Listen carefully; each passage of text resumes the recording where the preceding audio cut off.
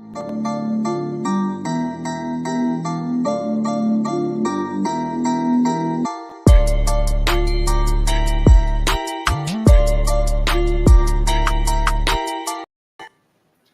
evening, and welcome to another edition of 2 Minute Warning. I'm your host, Perry Busby. 2 Minute Warning is brought to you by the West Side Gazette, one of South Florida's oldest African-American-owned family newspapers. And joining me is my co-host, the publisher of the West Side Gazette, Mr. Bobby Henry. And Bobby, for the first time, I can look at you and say, how you doing, my brother? I know this is a trick. I'm terrific and getting better. You know, Perry, you kill me with that radio voice of yours. You really is there, and I like it. Oh, man, it's a pleasure to be here, man. So we're trying something new here, huh? Yeah, we have to always look to try to show people that we are not comfortable in our message, that we are ever striving. And so one of the things that we wanted to do was try to make this more of a live show. And so one of the ways we wanted to get live was just you and I getting together. And thanks to some really tech-savvy people on our staff and then the family, we were able to finally get it done. Yeah, man, it's happening. It's happening. So it's happening. I mean, it has been a slow process, but the process is the movement.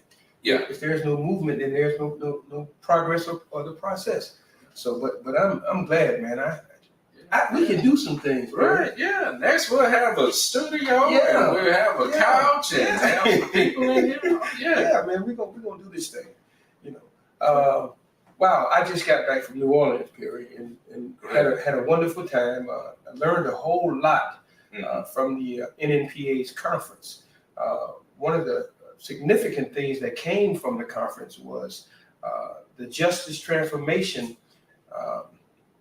organization, and the NNPA has come together to create a method, a way of getting over 10 million voters on the registers through a Get on the Bus campaign. There's going to be a caravan of buses across as many states as possible to get people registered and get them out to vote. Oh, that's great. Yeah. That's great. Yeah. Right off the rip, Stephanie Mills agreed to be a part of it. I understand that there's some other named celebrities that will be joining them, but I'm looking forward to it. They're coming here. They're coming to Texas as well. Okay. That's great. Yeah, because this is all hands on deck. All hands on deck. And there's not anything too little that we can't do to try to help mobilize and energize our people. Absolutely, man. But like you and I always say, it's not just registering. It's more of educating and keeping the voters informed. Right. That's going to make the difference. If we registered every non-registered voter and they don't vote, what good is that? Yeah, and just registering alone does not help us get there. You ask someone to do a major task, but you don't give them all the tools they need to exercise the full power of their task. Then we have some results that we don't like, and I think that's part of what we're dealing with, is that we just ask people to vote, but we haven't taught them what to vote on, what the issues are, and it's, again, if you want to put it in the hands of guns, I mean, we wouldn't put a dangerous weapon in the hands of someone untrained, but I digress, we do. Yeah, okay, that's true. You and I may not, but certainly those who do, man. Right. You and I were talking earlier, and Perry, you make some very interesting points as we again find ourselves coming upon an election year. And that you were saying is that we have to hold people accountable. That's the other side. Yeah, voting alone doesn't do it. It's the holding our vote to be accountable to the voice that we intended is where we are lacking. And I think it's by design, because people are busy. You're busy just trying to survive. And so when you think about all of the good things that we try to do, keeping our family and keeping a roof over our head, have steady employment, you don't really think about some of the necessary things, and that is the politics around you. And there is politics around us. Politics. How we look at I like to interject politics. politics. Yeah, politics. Yeah. You know, and that's something that we will be addressing right here on this show. Yes. There's some things that we're hearing that doesn't bode too well in the entire educational process of educating voters. Right. And it's not just localized here to Broward or Florida. It's nationwide. Absolutely. I found out this weekend this last week was an eye opener for me. Just when you think you're in a vacuum, or Florida is in a silo and nothing else like this is happening, that's not true, man. Not at all. That is so far from the truth. And the connecting thing that I'm learning and finding out is that the disenfranchisement of voters, it can happen from within a party itself. So yeah, and we will begin to take a look at that because there's growing resentment, especially among African American voters, when it comes to our participation. And I mean, you can look back at least in the last 4 elections where blacks have been the one holding up the end. It's been other groups who were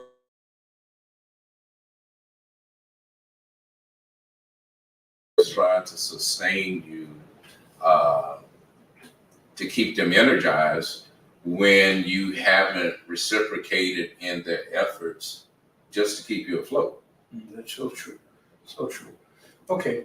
Well, we got a very interesting show coming up tonight, and I just had a thought come across my mind. Perry, you like to wear T-shirts that make statements, right? Right. Right.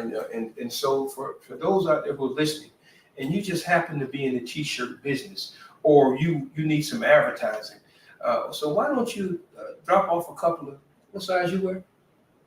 XX. Okay, so that's two X's. Some T-shirts with messages. And so throughout this political process, maybe we'll begin to wear those T-shirts and bring some attention. Exactly. Yeah, I love especially the voting shirts and those that keep us thinking. So if you have a shirt that you want to promote, I would definitely wear it and tell people where to go to get it. And I'm not much of a labels, even though I got this horse on my shoulder right now. But I'm not a labels person. I'm more about the message. So, about the message. Yeah. Okay, so what we got, Perry? What we got back there? Well, even before we start this week, I do want to put out a teaser. We have a special show coming up. We've been talking about voting, and we're going to have a real good sit-down discussion and talk with people who don't vote. And man, I'm looking forward to that. All right, don't get scared, and please do not judge. Mm-hmm. We're going to have an open conversation to allow those who choose not to participate in this political process to tell us, their reasons for doing that. Yeah. Mm-hmm. Yeah. And this is not to condemn, it's to understand, it's to have a dialogue. There are some people who have valid reasons for why they aren't voting. Some I may disagree with, but again, I think that's what we want this show to be about, is about an open dialogue to help us all move together. And I don't think that there's a conversation more appropriate right now than to discuss where African Americans are in voting and why we have some African Americans who feel that they should not participate or don't participate fully in their process. Mm-hmm. And what's your role? What's your role in the disenfranchisement of voters, in general, black voters in particular? Right. So yeah. And so if you're interested, drop us a line. If you want to come on again, it's not a hot seat, and we're not condemning. We want to understand, but don't come here with no. That's right. We'll come here with no side stuff. We're gonna give you an easy exit. Knuckle up. You dodge the grill, you get busted to white meat. See what happened when you put us together? It's all good. Yeah. But let's get started this week. Okay. Tell me where we at. Okay. Well, first we have 2 ladies and one gentleman. We can go along with the common courtesy of introducing the ladies first. Okay. Well, let's do that. And seniority has its place. Our next guest is no stranger to the show. She's no stranger to activism, politics, understanding what it means to stand in the gap and to receive some blows herself. She is one of the first Black commissioners that ever was over on the Glades. So to some of you, you may not know her, and to those who do, allow me the privilege of introducing Miss Janet Taylor. Miss Taylor? Good afternoon. Good evening. All right. Good evening. Yeah. That's okay. Miss Taylor, how are you this evening? I am actually great this afternoon, and I just want to say good evening and thanks for the invite. And most of all, Bobby, I want to say congratulations to you on your Lifetime Achievement Award. Well deserved, and we here in the Glades want you to know how proud we are of you. Thank you so very much. Okay, if you would, can you give us, well, no, we'll bring on all the guests and we'll come back. Who we got next here? Okay. Our next guest is Miss Robin Figueroa. Ms. Figueroa is a data manager for a Fortune 500 company. She hails from Philadelphia, PA, and Pennsylvania is another state that is one of those what they call those the swing states and a state in turmoil. But Ms. Figueroa is also chair of the Black Democratic Caucus, and really want to hear and understand what the Democratic Black Caucus is doing and the efforts they're doing here in the area. And so without further delay, Ms. Robin Figueroa. Good evening. Thank you for having me on the show, Bobby, Perry. I really appreciate the opportunity tonight. Thank you. Thank And you. Robin, don't be shy. You're right. We had this conversation earlier, and so you're all right. You're amongst family. All right. Thank you. Do that. And now the gentleman on the show tonight is, again, he's no stranger to activism himself. I had the pleasure of knowing this young man. He attempted to play football, and he was a hell of a player. Though I'm gonna tell you, Burgess. I know. I remember when you were on the team at Dillon High School. You gave it everything you had, as you have always done in life. And I also remember at an event on 6th Street, we call it 6th Street, not 6th Trunk just yet. When I saw you, you had come home from school, and I said, "Oh wow, Burgess, what's happening, man? How you doing?" And you began to fill me in on what you have been doing. So Antonio Burgess is a candidate for the school board of Broward County, and Lord knows we need some color up on that school board. What's up, Antonio? Coach Henry, listen. Listen, I'm glad y'all waited late to put me on screen because I was laughing at that introduction. But also, but listen, first and foremost, I want to say thank you to Westside Gazette for providing this platform. I've been reading the newspaper for a very long time, since I was a high school student. I was actually in the newspaper a couple of times, and just to see the growth and the change with the time and the innovation, I'm very proud, and congratulations on your achievement award. I call you coach because of the intro that you gave me. But I appreciate it, and I'm here, and thank you. Okay, very good. All right, you want to start off? Okay, well, no, we're gonna start with the Knuckle dragger. with the knuckle dragon Yeah. and dragging it on up. Yeah. Commissioner, former commissioner. Okay, we have a viewer that's asking for the definition of knuckle dragger. And so Miss Taylor, you wanna bring us on up to that? Or at least, let's start with the story. Yeah.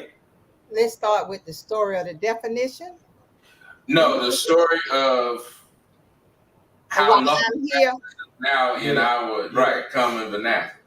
Okay. First of all, before we even start, I just want to say Leviticus 5:1 in the Bible clearly states we are sinning if we see wrongdoing and do not offer ourselves as witnesses to it. Silence give consent. So that is why I'm here tonight. And maybe I need to give some little background as to why I'm here tonight, because I know the ordinance over in town, they don't really understand our way of life out here in the Glades communities.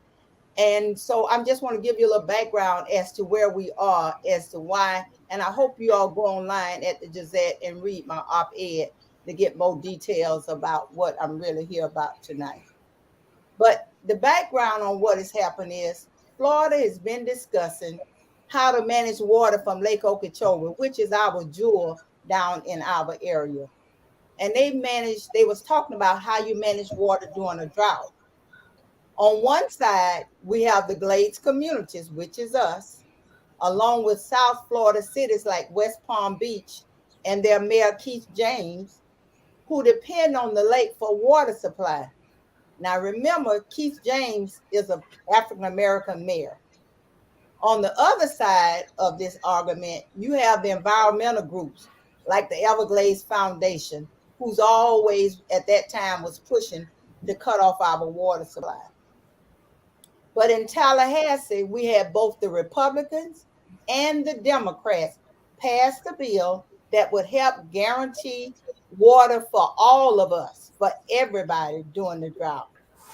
And this bill was supported by Mayor James and all the communities surrounding the lake.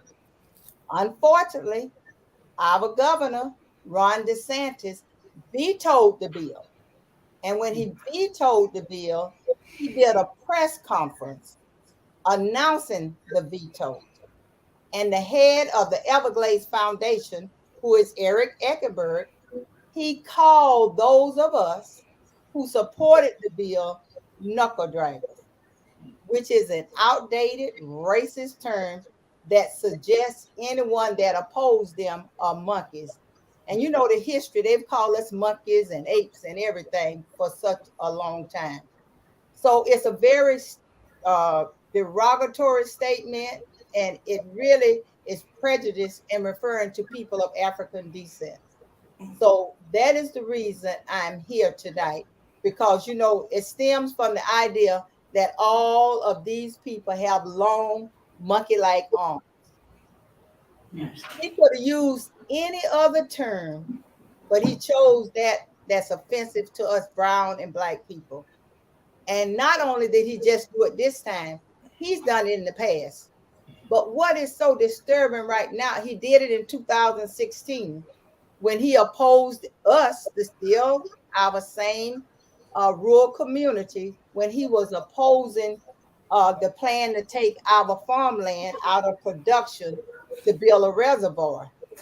And he said at that time, blaming the reservoir for not completely solving the problem is the knuckle draggers argument to not tackle the problem. So he has a history of being offensive to us and things of that sort. The thing that disturbs me right now more than anything else, you know, when we talk about offensive, I've even had people call me a coon. But you know, like Mr. Henry say, I'm used to stuff like that and it don't bother me, but I just think it's time for us to stand up for ourselves. As long as we let people do these sort of things and we don't do anything, they even were to one point about blowing up the lake. And you know, if they blow up the lake, what it's going to do? Flood all our communities around the lake. But those are the sort of things that they've done. We've had to get law enforcement involved for the threats that they've given to our community. And it's just unfair that these wealthy coastal groups keep doing this stuff shamefully over the years. So that's why I'm joining groups, our group, and all other groups from around the lake, and calling for him, Mr. Eichenberg, to apologize and even resign so he don't continue to do these hideous things that he is doing. And I am outraged right now because it's 2022 and he has the audacity to stand on the stage with the governor and call us these type of terms.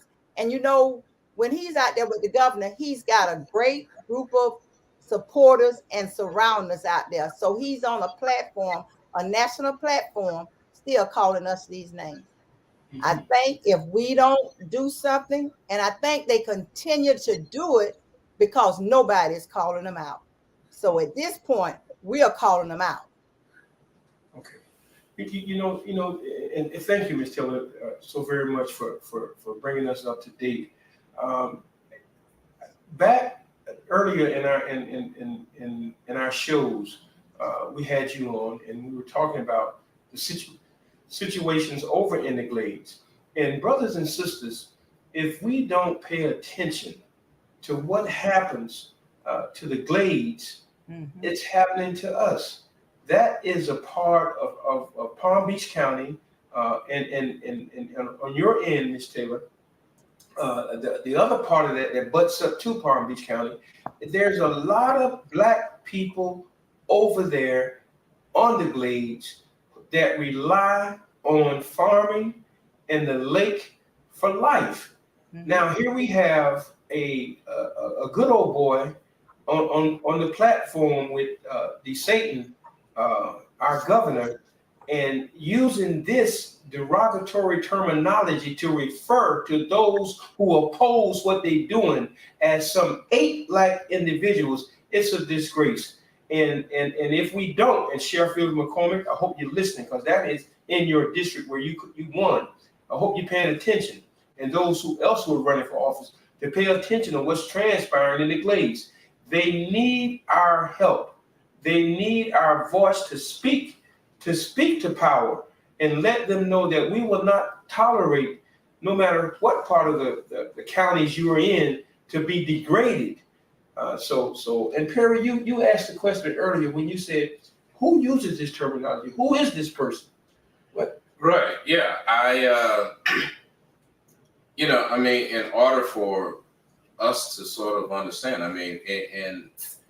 in his mind, Republicans seem to have a way of sort of goshing their way out of these discussions as though, we're crazy and we're making it up and someone's a boogeyman.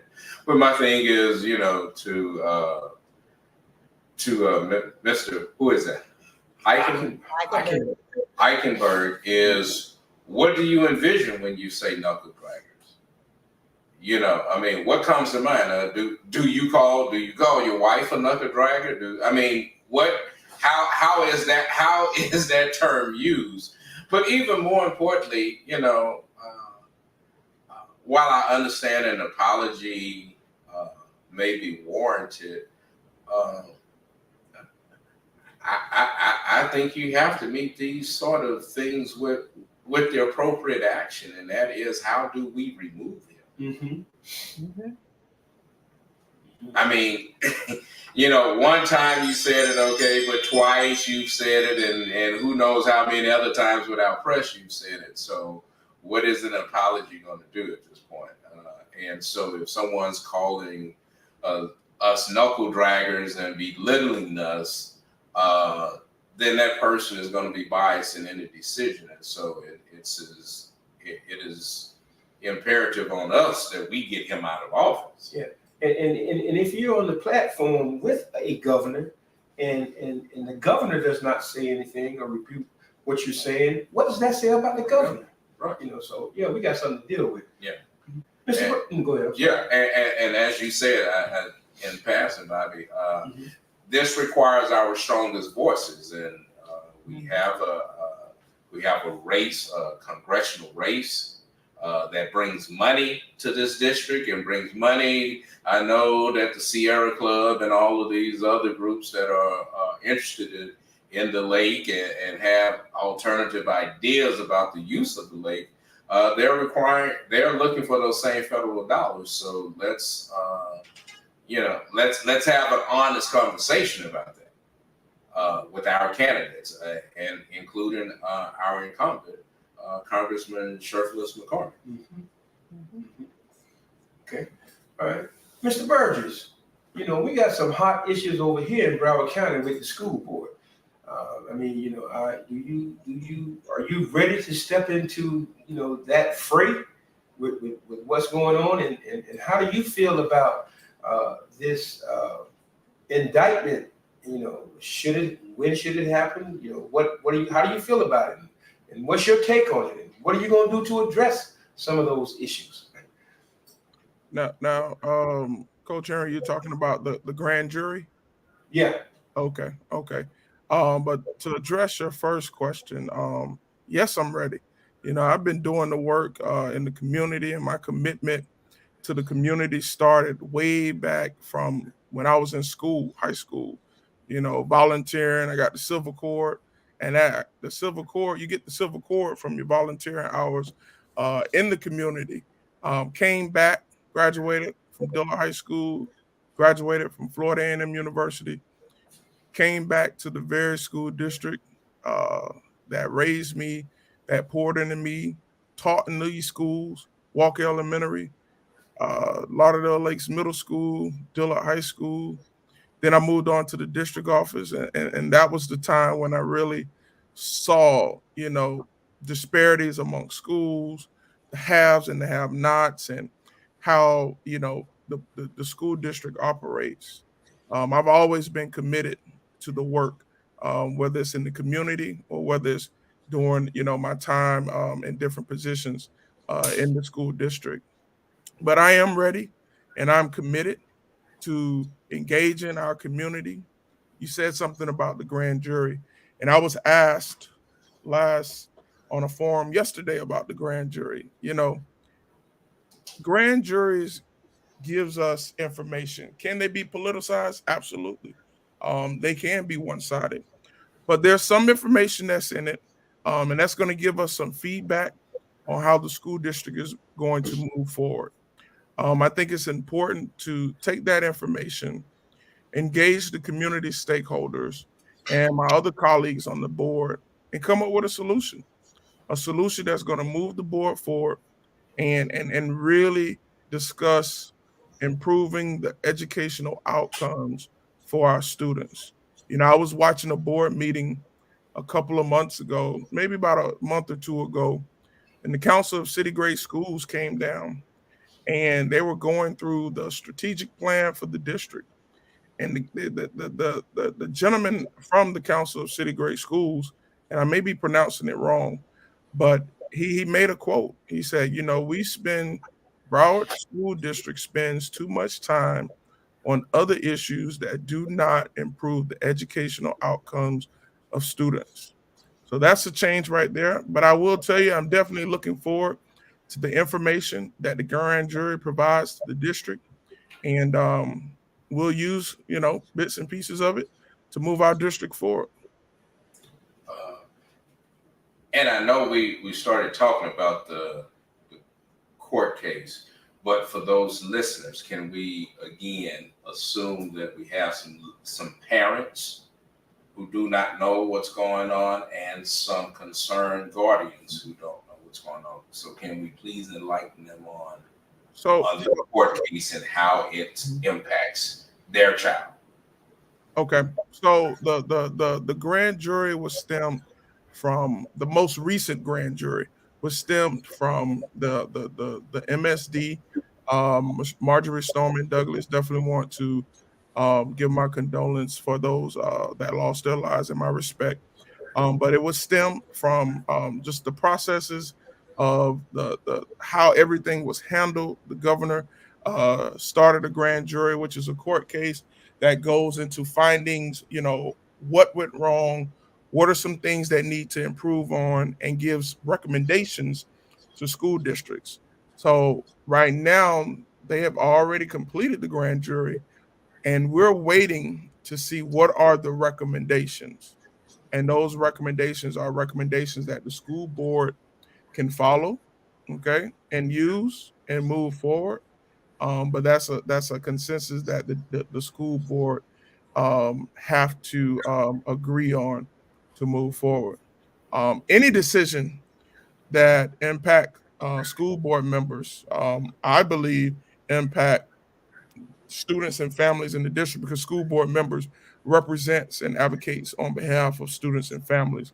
So I believe there is a role that those decisions and those recommendations will play. Yeah. Is there even a possibility that the board could be put into conservatorship? Um, there's always a possibility. Yeah. For some, but some, Yeah, I'm just saying because I've seen it happen to some major districts, including Houston school district. They attempted to put them into conservatorship, and it happens especially where there's a majority minority student population that begins to happen. like the broad schools demographics, right? Yeah. Yeah, I think the most critical piece is, um, like I call the greatest stakeholders, which are the parents and the community. We definitely have to get them engaged and not just one time a year or every other year when we want a vote for a referendum. We have to continuously engage parents, and that may include having community meetings. And we have to be innovative on how we engage our parents. You know, the pandemic has taught us a lot. We've learned a lot. Look at the platform that we on. We don't have to be in the same building, but we can still engage and communicate together. So we have to be innovative. We have to be continuous and intentional about engaging our greatest stakeholders in this process. Yeah, even though we are fortunate enough to have our light bills paid for us to have an internet service or a platform to do this. What about those families who struggle from day to day just to put food on their tables?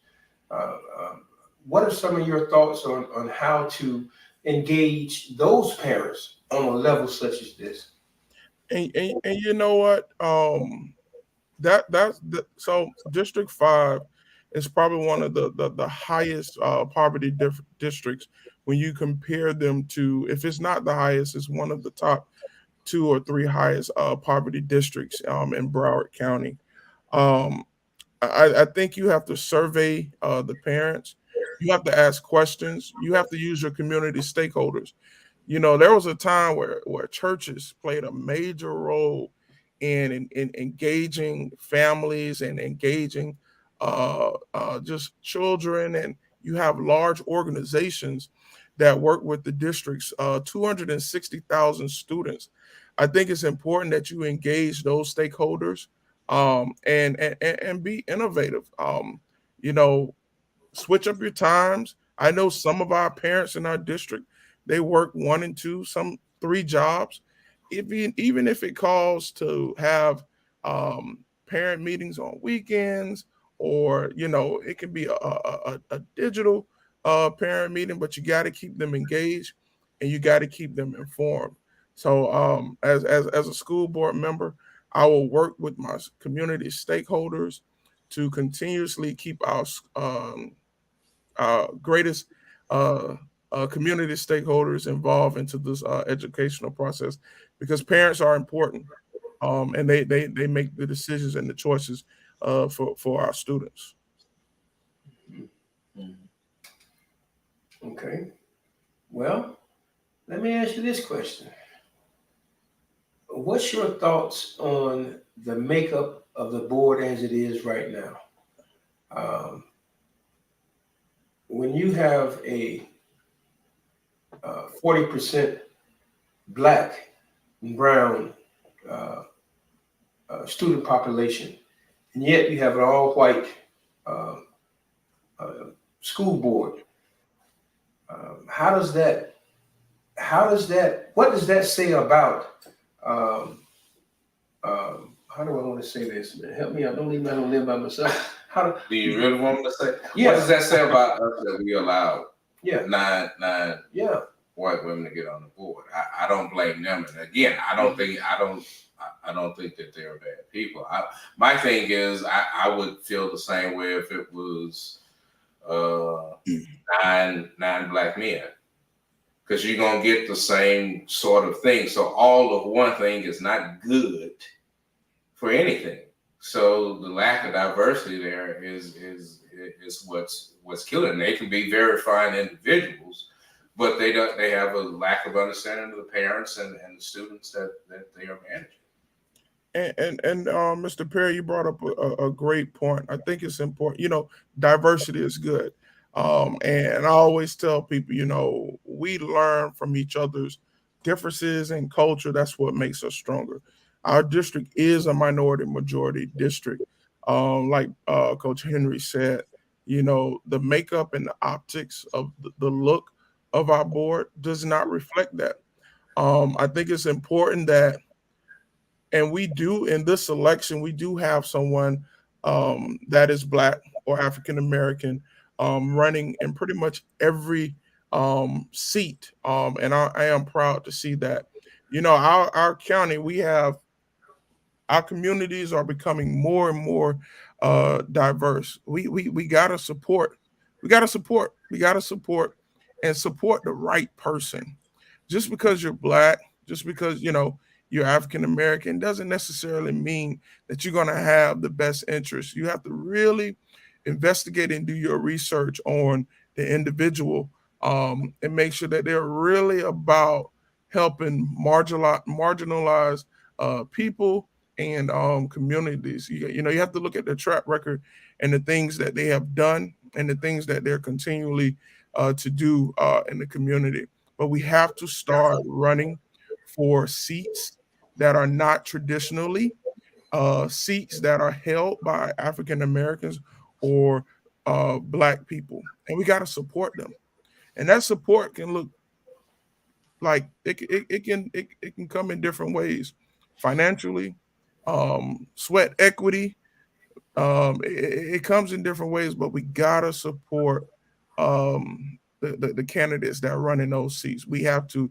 It's important. It's important. It's important. We got to mobilize people. We got to keep them engaged in the process.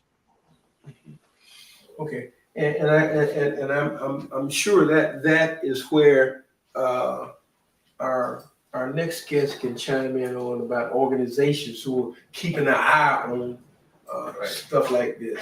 Mm-hmm. Yeah. And Robin, you're with the Black Democratic Caucus.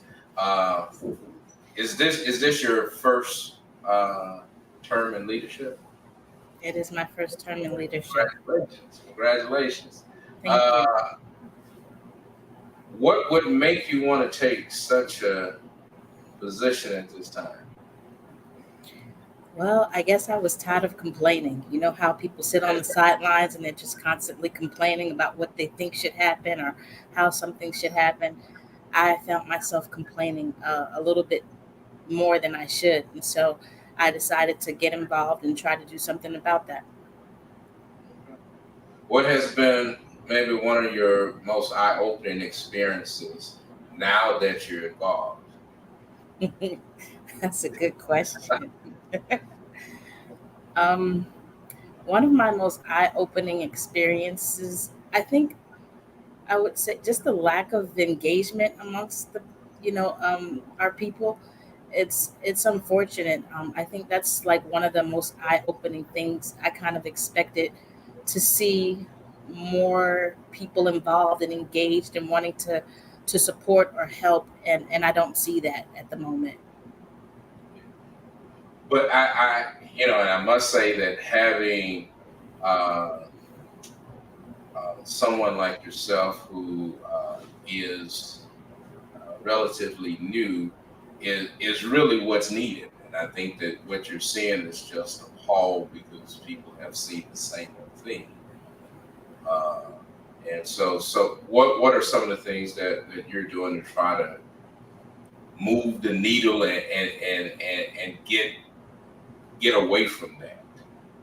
Well, I think one of the first things that I'm doing is having the community forum so that we can kind of have an understanding as what the issues are.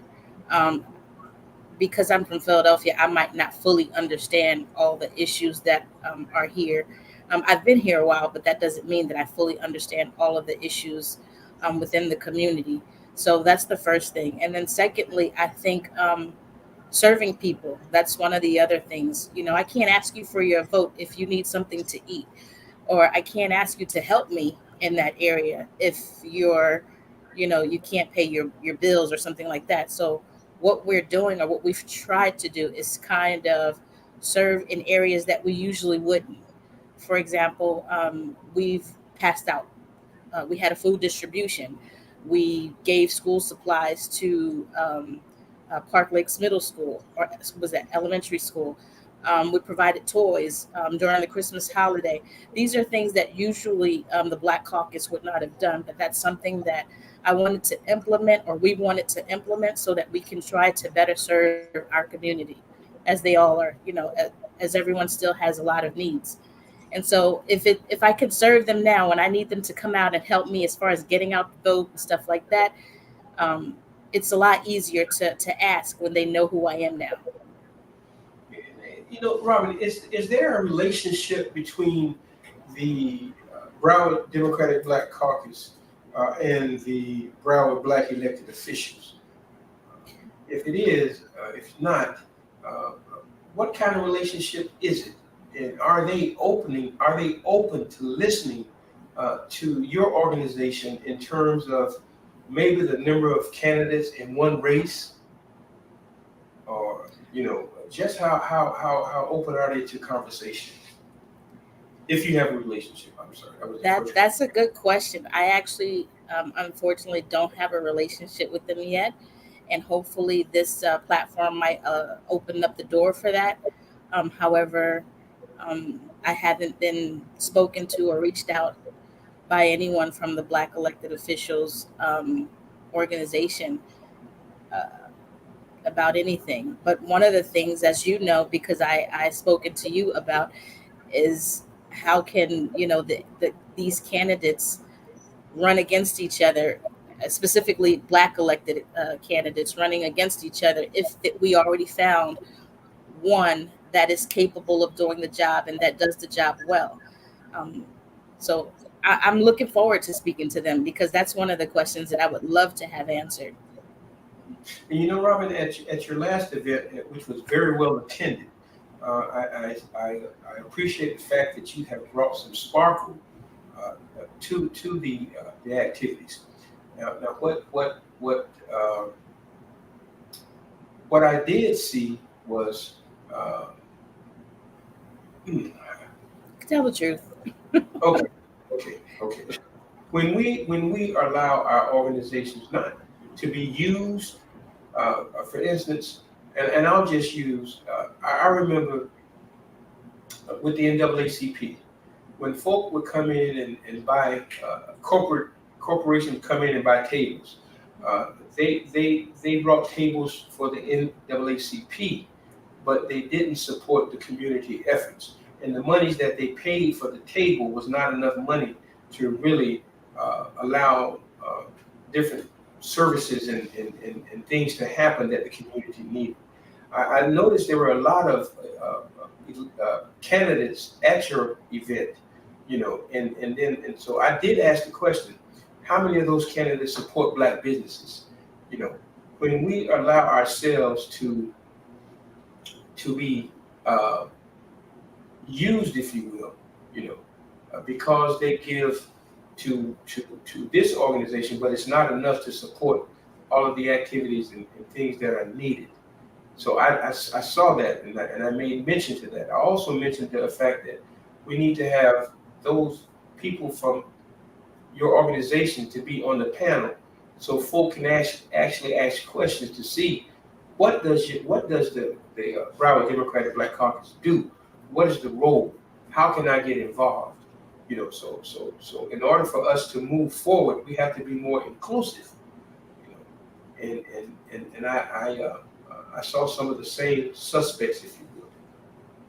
Well, that's part of the issue, right? I don't necessarily know those folks are suspects, right? So I kind of have to create my own relationships with folks and have an understanding as how they do things within our community. I'm still learning, right?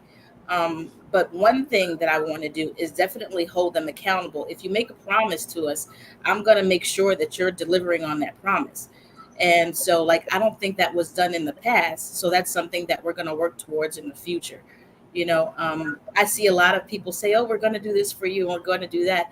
I think they kind of pimp us, just to get the black vote, and then they get our vote and don't do anything. That's not going to happen anymore. We can't allow it. So hopefully, with help from people like yourself and others in the community, as they guide me and help instruct or provide advice, we can kind of mitigate that and prevent that from happening moving forward. And Robin, I can honestly say that it's not business as usual with you. You're not afraid to step out. And so I commend you for that. You have an opportunity with Ms. Taylor to begin a broader connection, of which we need to begin to look at.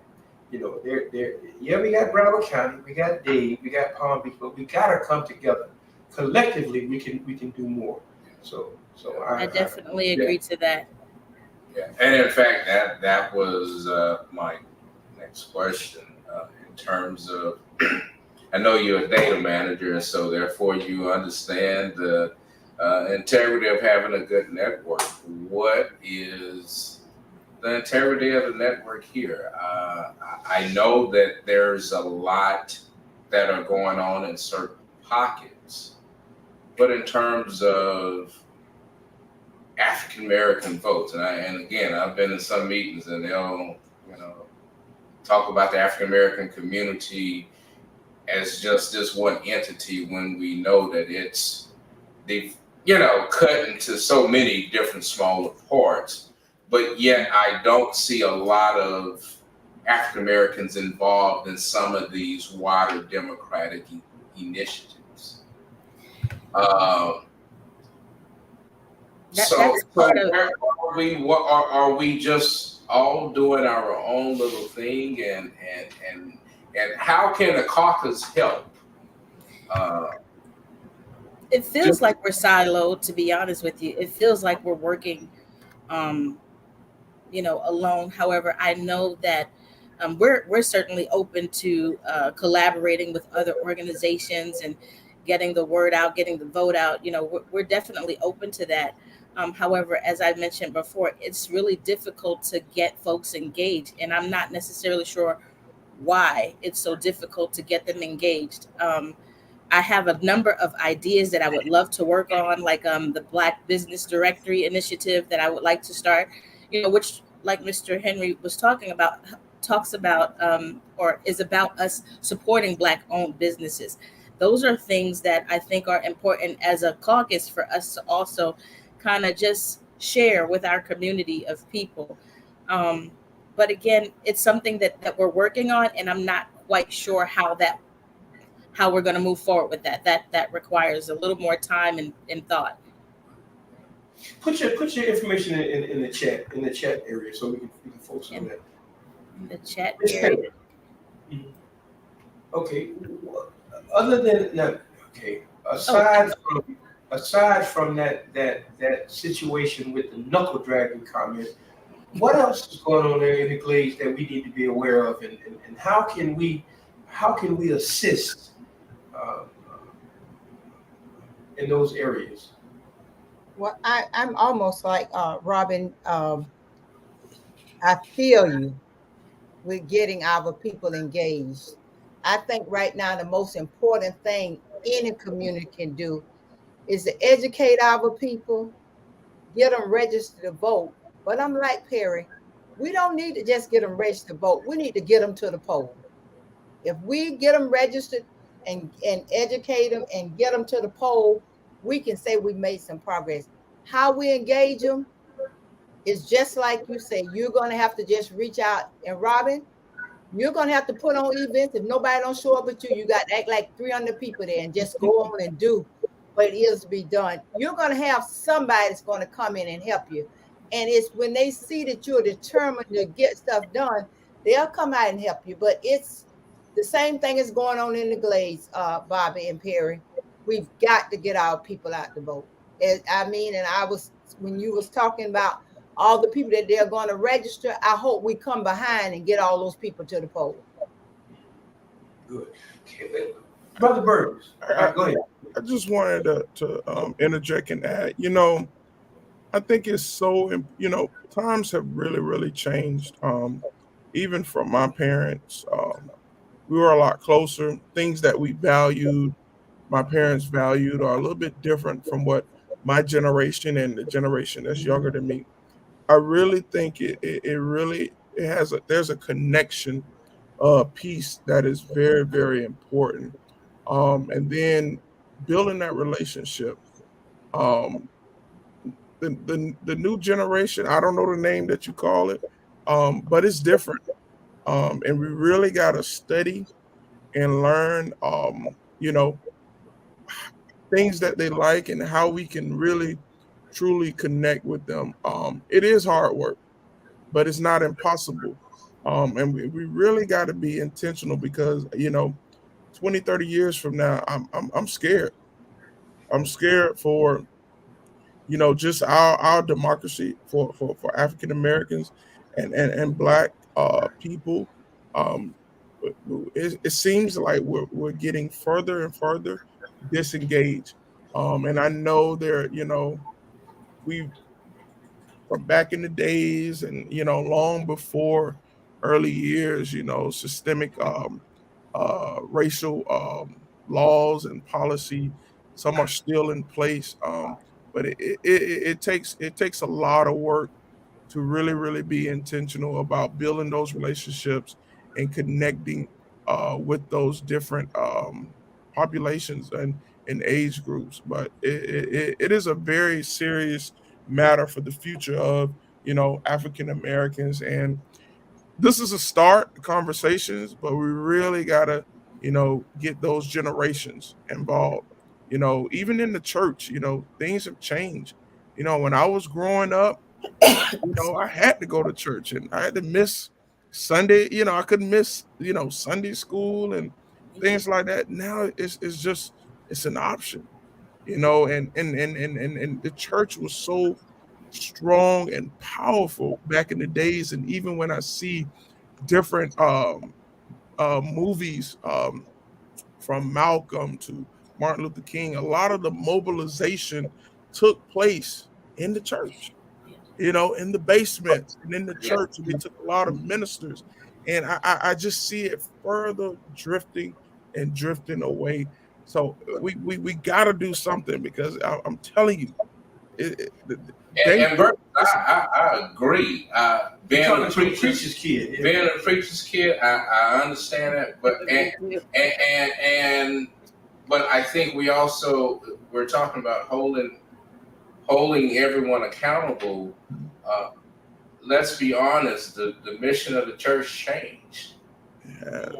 Yes. Okay. And I know that we'll do that on another show, but let's be honest about where the drift came, because the emphasis of what church came as well. And so we have to look at our community. Our community has changed. Again, if we're going to look at our leadership, you ask why our young people, I think our young people don't get energized because they don't see people like you and Robin out front.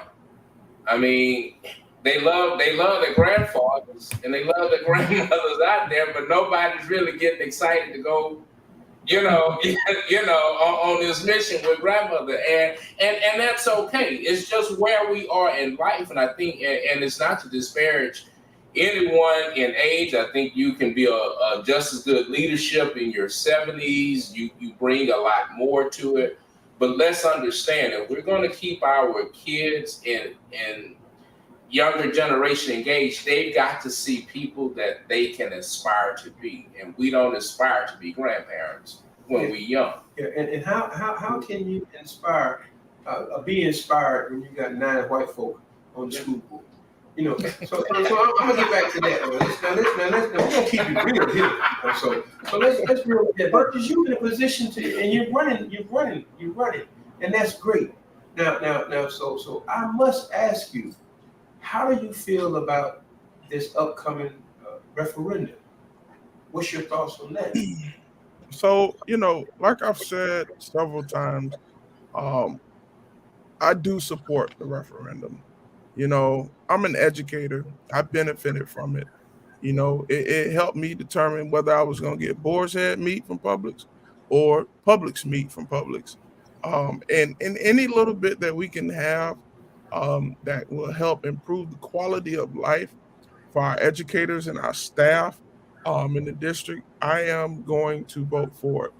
However, we have to be able to sustain um, what we're doing. Every 3 years, we can't continue to ask for that referendum and for that increase, because we got to sustain it. In addition to that, I would like to see that all staff benefit from it in an equitable fashion. I would also like to see that the supplement, salary supplement, is used, um, not used, but that it is included into the FRS, which is the Florida Retirement System, for our staffs. That currently that supplement does not include that. We work every day, in with FRS, the top 5 years of your salary will determine, what you would get monthly after your retirement. And I think that's an important piece that is missing. Um, I support the referendum because of what it supports and provides to the students and families in Broward County, from mental health services and special programs to safety and security to salaries. So, we have to make sure that our students are safe. We have to make sure that we educate the whole child, and that includes making sure that mental health is provided for not only just our students, but our staff and our families. We miss our families.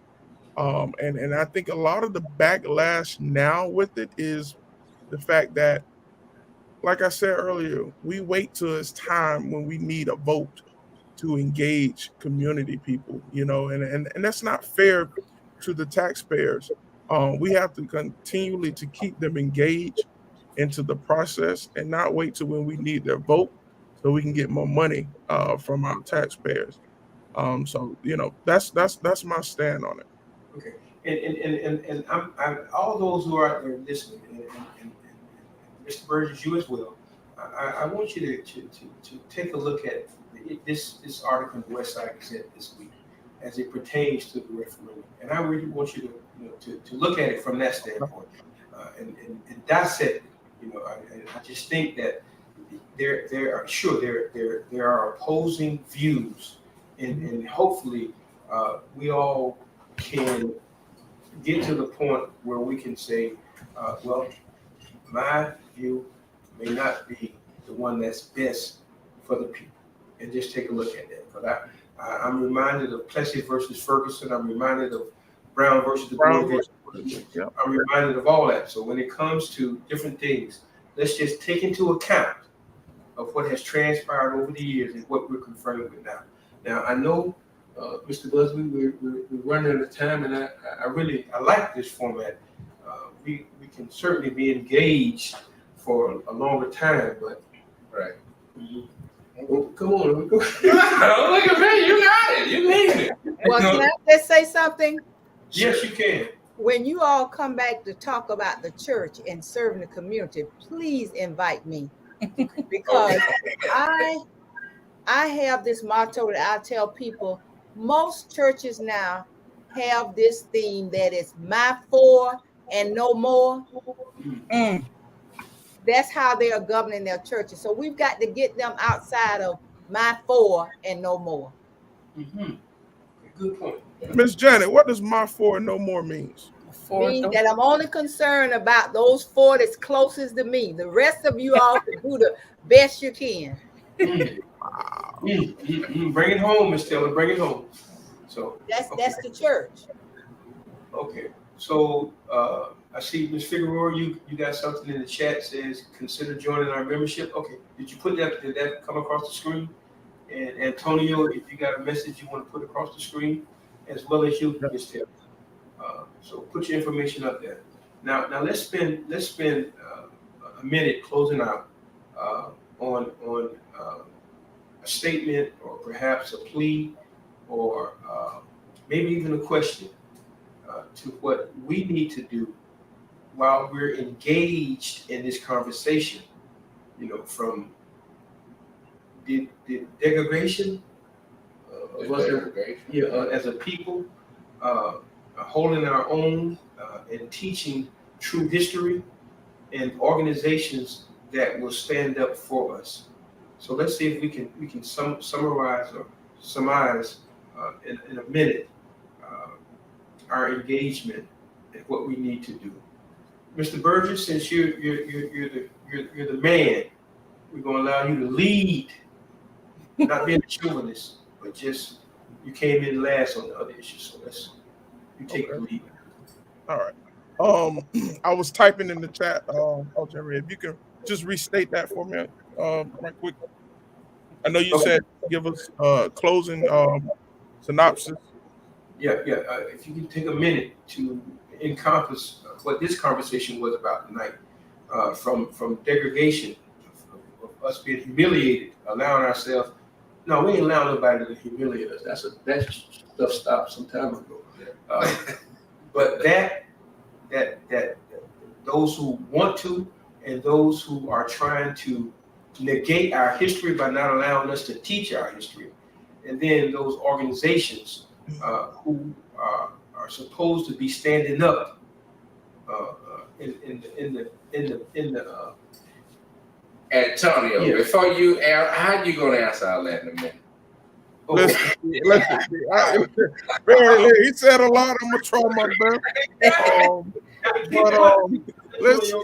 I got carried away. See, we not used to doing this, so okay.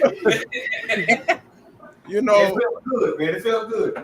So, like I said, we really got to be intentional about engaging our community. We have to mobilize. We have to pretty much fight. And that fight can mean something different for each person, depending on where you are in your engagement and your passion for our people.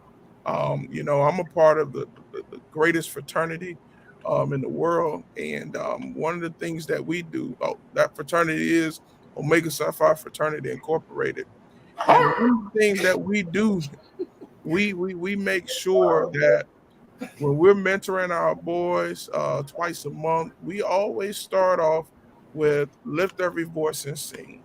And then we always add a cultural piece that talks about Black history and just some of the work that our people do.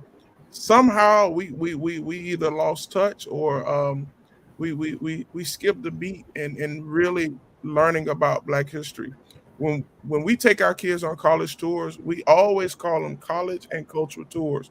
That's because we always stop by, whether it's the African American Museum, whether it's the Civil Rights Museum or Martin Luther King, to remind our kids of how far we've come.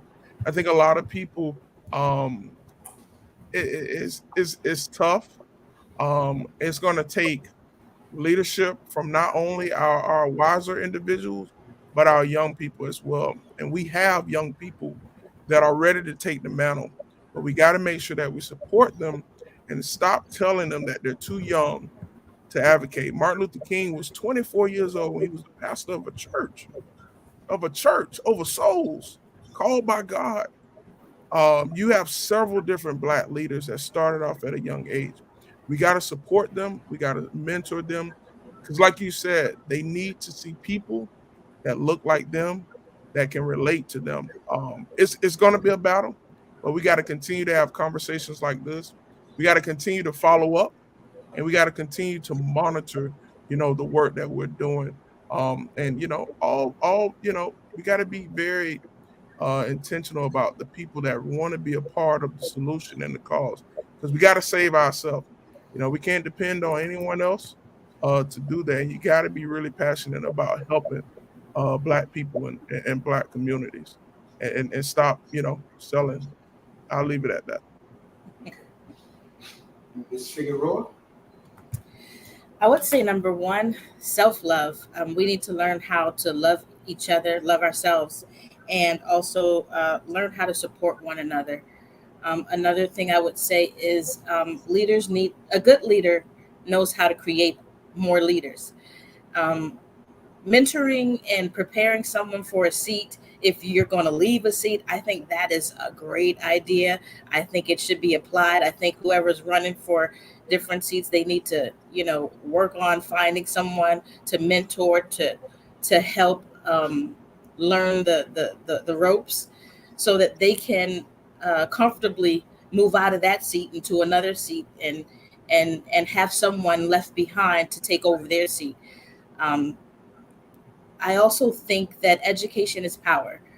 These are the kind of conversations that we can have, and educating each other and making sure that our message is heard, but also creating some type of platform to bring people, to get them engaged. That is something that it's been a little bit of a struggle, but hopefully in the future and moving forward, we can help mitigate that and change that. So I hope I stated them in a minute. You did well. And I'm a PK's kid too, so. Okay. Ms. Taylor? I just like to challenge all the fraternities, all the sororities, Mhm. all the organizations, the NAACP, Urban League, and every organization, and our elected officials that should be standing up for our people to stand up. Stop sitting down on us. Stand up. A lot of people don't even know what Dragon was all about. They didn't even know. They didn't take time to try and learn or anything. And I know a lot of our politicians are silent on it because they have elections coming up, but the constituents elected you to be a voice for them, and they don't like be called in derogatory name. So stand up, all these organizations, for what is right. Mr. Bud? Well, first of all, Antonio, Robin, and Stacey, thank you all for joining us this evening for this discussion. Again, making us another success for our audience. But what I do want to say is, even though we're in this chaotic time, there is so much opportunity. When there's chaos, there's a lot of opportunity. We just need to be focused on where to find that. And I think that, for me, that's the thing that keeps me optimistic, is always trying to find out how are we going to get this solved. But at the same time, I know we've been talking about educating voters. We got to educate our candidates. I'm just being honest. It really does us no good to put a candidate in office that does not know the task at hand. And and we've got to be better judges of character of who we put into these leadership roles. Again, I've talked to people who have worked with some people who are now in positions that don't even take calls. Mm-hmm. And it happens, and that is something that, again, we, because getting in politics, it takes a strong character, because having that power is, that's seductive. And so we've got to be better about teaching our candidates about what's expected Mm-hmm. and what they're about to face, because I think sometimes we get them excited about it, and then once they're in there, we find out that they aren't prepared. And so we need to do a better job. Okay. For those of us who think that young people are so rude or so bad, I think it was 33.5 BC with Socrates. Mm-hmm. Go back and pull up a quote that Socrates said then as it pertains to youth, and I want you to read it. Also, coming from the 195th celebration of the Black newspapers was an eye-opener. To see the Transformative Justice Coalition and the NNPA, which is the National Newspaper Publishers Association, over 230 Black newspapers from across the country, come together and they have decided to address an issue that's needed collectively, and as well as to listen to the, what do you call them, Gen Zs or Trend X or whatever term that they use to describe young folk now, to listen to them talk about how a lot of them don't vote. Mm-hmm. It's kind of disheartening. But when we take it all into account, we have to look at ourselves too. If they are emulating anything, and if that's what we're showing, that we shouldn't be engaged in a process that could actually put us on a level that's equal, then we have done a disservice, and we will continue to do it. So I'm saying to all of us, young folk included, it takes two to tango. And once we have made that connection, we begin to realize each one of our vulnerabilities and our strengths. So collectively, we have to work together. And we have to do it with an open mind and a willing behind. Because sometimes you're going to have to take a little to give a little. Mm-hmm. And that's just the way it is. So I want to commend each and every one of you, Robin, for willing to take an organization and try to make it better. And Antonio, willing to throw yourself into the fray of an educational system that has been failing us for some time, and recognizing that it's going to take all of us to get involved.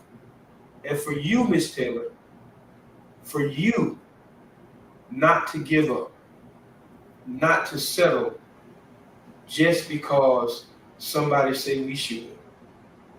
So we are all in this fight together. If everybody does a little lifting, nobody has to do a lot. And if the mountain was smooth, nobody could climb it. I'd rather see a sermon than hear one any day. I'd rather want to walk with me than really show the way. For an example, may be what it is, but I'd rather get my doing from watching what you do and not what you say. So let's come together. Let's do what we're supposed to do, and that's to serve. So I thank you all. Until the next time when we get some of those non-voters, Yeah.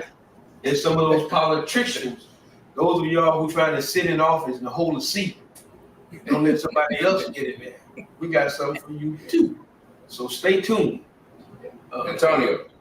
Yeah, any chance that we get, I just want to remind people about early voting, August 3rd through the 21st. And you can vote at any early voting site. Please go on browardvotes.gov, check your voter status. We move from different Not locations. just the status. Check and make sure that you are a registered Voter. Democrat. If Correct. you're And independent, precincts have been minimized. Some precincts have been combined. You want to know what precinct. You don't want to get to a precinct and have to vote provisionally. So you want to make sure you check that information on browardvotes.gov. Very, very important to be a part of the voting process. yeah, and voter registration ends July 28th. So you need to check that right away and make any updates if possible before July 28th. Is that it? Good night. Are all minds clear? Yes. Come join the caucus. I need some help. Okay. Thank you. All right. All right. Good night, all. Good night. Good night. Right.